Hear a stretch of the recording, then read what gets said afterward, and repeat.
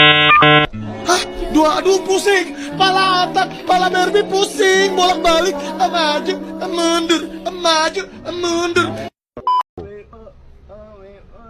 Pelan-pelan, tarik pelan. Capek ah.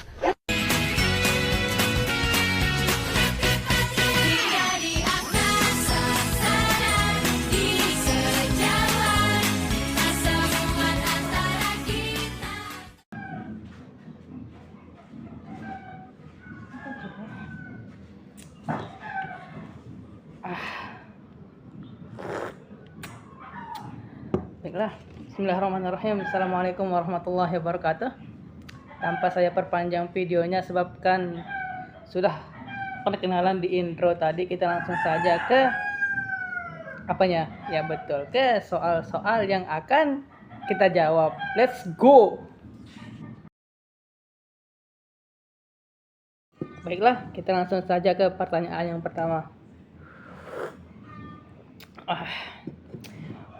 Mengapa di pembelajaran IPA itu perlu menggunakan pendekatan?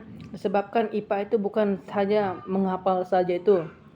IPA juga perlu yang namanya praktek itu. Sedangkan praktek itu perlu dia menggunakan pendekatan di sananya.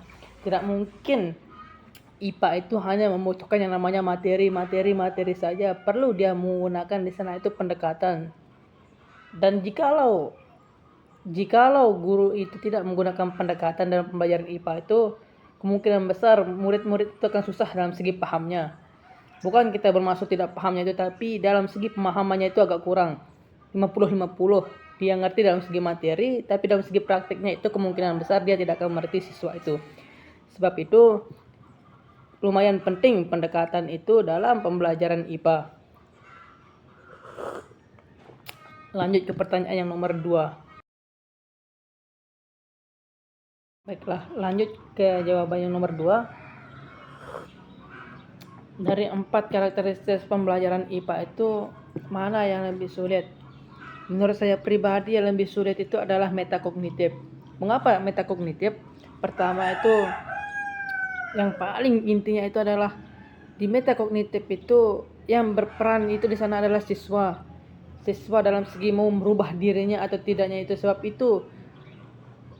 itu yang paling sulit lah, disebabkan di sana itu kemauannya siswa untuk merubah dirinya atau dalam memahami sesuatu itu. Sebab itu metakognitif dalam pendapat saya pribadi itu lebih sulit, dikarenakan bukan dari segi kitanya itu, tapi dari segi siswanya. Apakah dia mau ini itu gini gitunya itu tergantung pada niat siswanya itu. Sebab itu saya memilih metakognitif yang paling sulit, disebabkan kemauan dari sang siswa itu untuk mau belajar atau tidaknya, segini macam atau tidaknya itu. Sebab itu ya agak lumayan sulit dah aneh.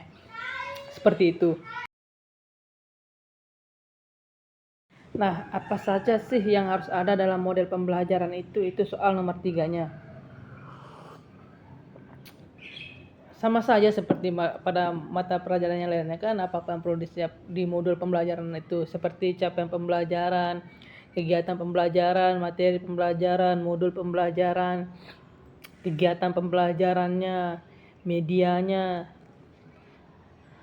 pencapaiannya, segala macamnya itu yang perlu ada dalam model pembelajaran IPA. Tidak tergantung pada semuanya itu, maksud saya. Secara umumnya itulah yang perlu disiapkan itu, medianya, ininya, itunya.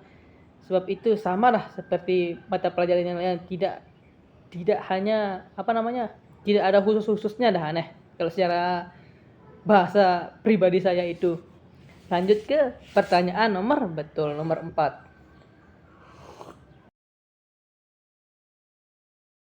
Nah, soalan nomor 4 itu sekarang, apakah bisa 2 modul disatukan menjadi satu dalam satu pembelajaran? Menurut saya pribadi kemungkinan itu tergantung pada gurunya.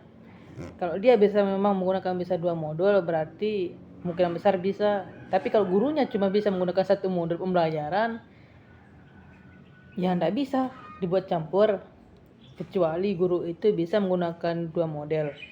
Sekarang model apa yang cocok bisa digabungkannya itu salah satunya itu memberikan pertanyaan atau model bertanya kepada siswa dulu. Setelah kita memberikan pertanyaannya itu gini macamnya itu, baru kita gabungkan ke model yang kedua. Apa itu? Betul, model penyelesaian masalah. Sebab itu dua model itu bisa dia digabung, di mana pertama itu memberikan pertanyaan dan yang keduanya itu memberikan penyelesaian gitu. Nomor 4. Sekarang masuk ke nomor berapa? Betul, nomor 5. Baiklah, sekarang soal nomor 5. Model apa yang sesuai untuk menekankan atau untuk siswa itu agar bisa berpikir kritis? Di sini saya menyarankan satu model saja. Apa itu? Yaitu model memberikan pertanyaan. Loh, kok seperti itu? Disebabkan kalau kita memberikan, semisal sekarang saya berikan pertanyaan kepada siswa itu 1+1, pasti mereka berpikir kritis. Loh, berapa ya artinya 1+1, 1 kali 1 itu berapa ya? Sebab itu nanti siswa itu akan berpikir kritis di atas kala kita memberikan pertanyaan.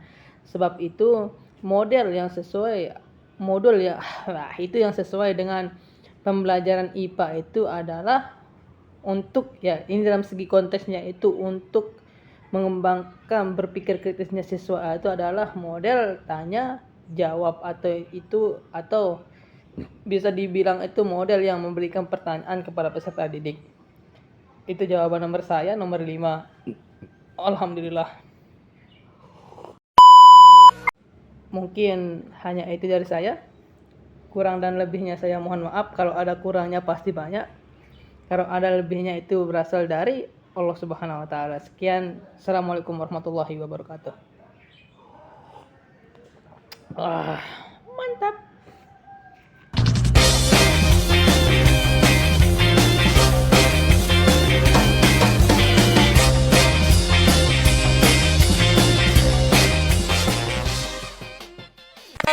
Ow!